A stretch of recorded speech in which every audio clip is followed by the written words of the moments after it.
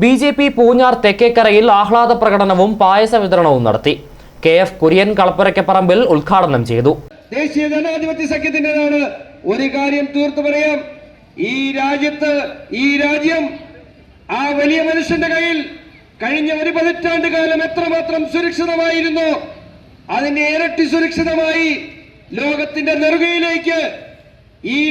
നെറുകയിലേക്ക് അഞ്ചാമത്തെ സാമ്പത്തിക ശക്തിയായി ഇന്ത്യ മഹാരാജ്യത്തെ വളർത്താൻ നരേന്ദ്രമോദിക്ക് കഴിഞ്ഞിട്ടുണ്ടെങ്കിൽ വരുന്ന 5 വർഷക്കാലത്തിനുള്ളിൽ ഈ രാജ്യത്തെ ഒരു വികസിത രാജ്യമായി മാറ്റുവാൻ നരേന്ദ്രമോദിക്ക് കഴിയും എന്ന് നമുക്ക് യാതൊരു സംശയവുമില്ല. അതിനുപരി ഇന്ത്യ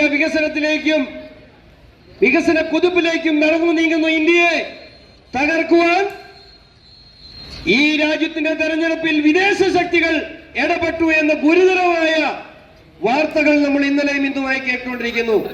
ചൈന ഉൾപ്പെടെ മൂന്നാം നരേന്ദ്രമോദി സർക്കാർ അധികാരത്തിലേറുകയും തൃശൂരിൽ BJP നേടിയ വിജയത്തിലും ആഹ്ലാദം പ്രകടിപ്പിച്ച് BJP പൂഞ്ഞാർ തെക്കേക്കരയിൽ പ്രകടനവും പായസ വിതരണവും നടത്തി.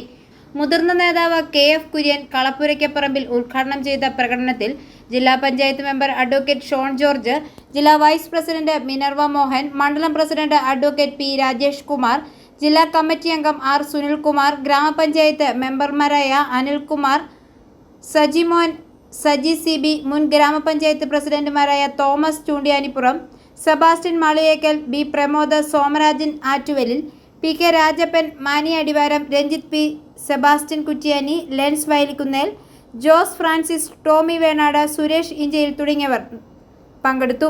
i4A news, Pala.